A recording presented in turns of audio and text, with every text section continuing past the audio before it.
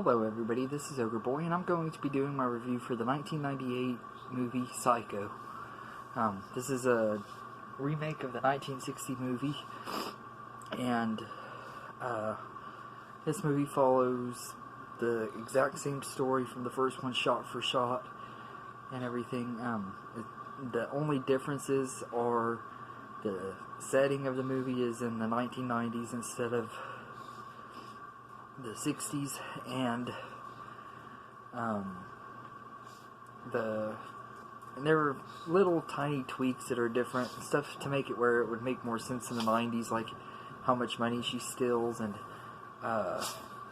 like the cars that they drive and stuff are different, like modern day cars that were around in the 90s and stuff like that.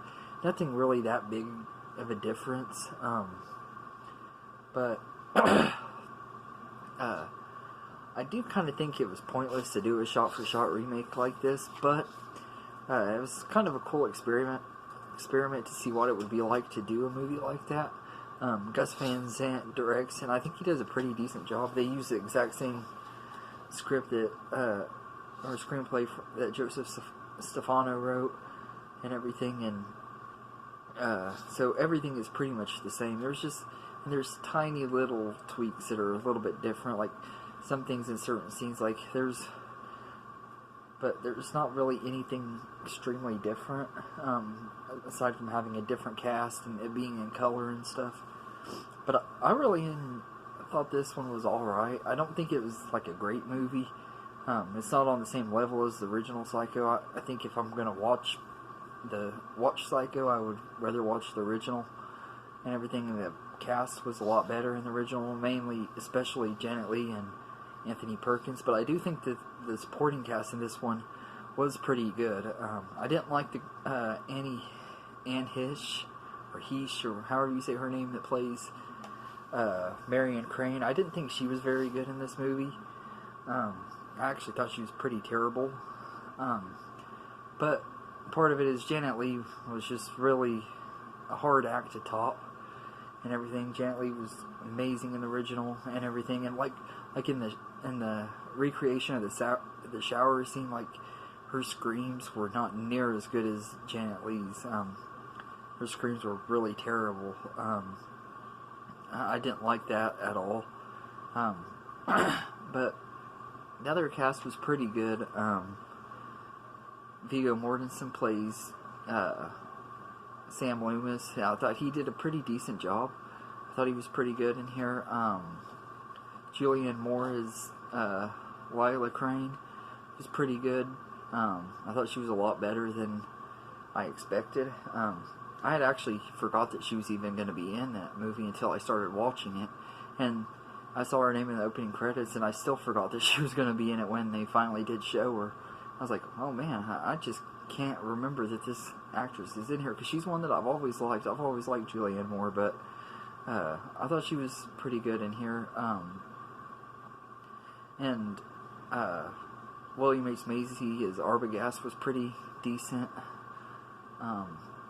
And Vince Vaughn, I know most people hate Vince Vaughn as Norman Bates, but I actually thought he was pretty good. Not near as good as Anthony Perkins, or even Henry Thomas from Psycho 4. He wasn't near as good as either one of them, but he still, I thought, was a lot better than most people said and everything. I know a lot of people who probably would watch his comedy movies and watch this, they couldn't take him seriously, but I've seen him in other movies where he plays dark characters and stuff, and I've always liked it when Vince Vaughn does dramas and darker roles and stuff and everything. I thought he was really pretty decent in this movie. He wasn't near as good as Anthony Perkins, though, but I still thought he was pretty decent in here, and everything. And the score in here is done by Danny Elfman. I think he's the only one that did the score for this one. I can't remember. I'm going to look real quick on the case real quick. Yeah, Danny Elfman, and they used a lot of Bernard Herrmann's original score from the original movie in here as well. But I really did not like the score when they did the shower scene. It just did not sound the same. And I don't know if it was if it was the score or if it was her terrible screams, which made it worse.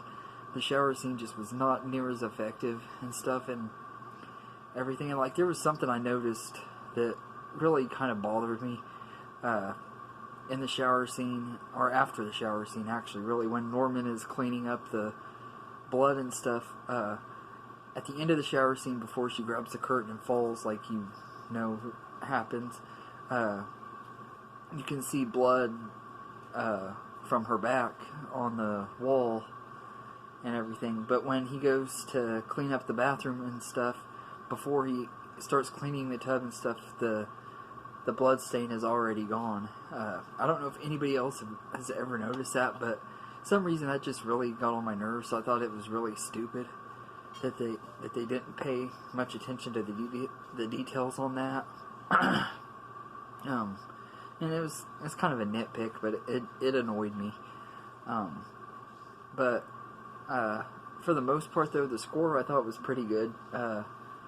But like I said, most of it is from the original movie. I just didn't like the stuff that when Danny Elfman did, like some of the score in here and everything. But I did like the music that was playing during the end credits. I think that was completely Danny Elfman. I thought he did a good job on whatever that music was. And I also like that we actually get to see them pull the car fully out of the swamp and everything. They didn't show them taking her body out of the trunk or anything, which I thought was really weird. Like, you would think that that would be the first thing they did, which if they did, it was off camera, because it did take a minute or two before they showed the back of the car. So maybe they took her body out after, but I did think that was kind of cool. That was one of the big differences that they did do, and everything. And I like whoever did the voice for Norman's mother in here. I thought she did a pretty good job. She was creepy,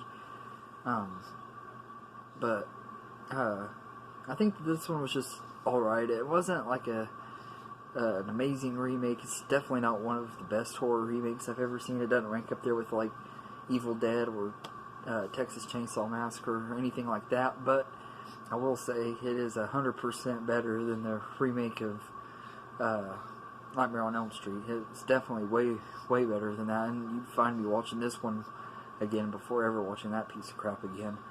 But I think this one was pretty decent. It's not one that I'd want to rewatch very often. I might watch it if I'm watching the other movies and everything. But if you're interested in seeing something like that's a shot for shot, this one is one that I would recommend. And if you're like a fan of Gus Van Sant, I'd definitely recommend it, because he's a really great director. If you're like someone who wants to see all of his movies, I wouldn't say you need to skip it or anything, because it is a pretty decent movie, and it was a pretty cool experiment for him. But I'm glad that he hasn't done any more. Hopefully they don't ever do shot-for-shot remakes of Psycho 2 or anything like that. I don't see that working out, but yeah, I thought this was a decent movie, so yeah, I'd give it a 7 out of 10. It's not near as good as the original version or some of the other movies in the Psycho franchise, but it's not near as bad as everybody says it is either. It's just a decent movie and everything. And the only other thing that I hated in this was, I think that the Arbogast kill looked even worse in this movie and everything. It looked absolutely terrible in the original version, but in this version it was even more stupid. As he's falling down the stairs, there's like this little brief glance at some woman and then a cow. It made no sense whatsoever and everything, and it just looked really, really stupid and everything. And I thought William H. Macy was pretty good as Arbogast, but of course he didn't get enough screen time. I kind of wish that they would have done the movie a little bit differently, made it where like she dies at the end of the first act instead of like the end of the second act of the movie, or actually it was technically the end of the first act, but I mean, I wish they would have done the movie a little bit differently, where she would have died maybe earlier in the movie, and it focused on the investigation a little bit longer and stuff, where we could have seen Arbogast in here more and maybe stuff with Lila and Sam more.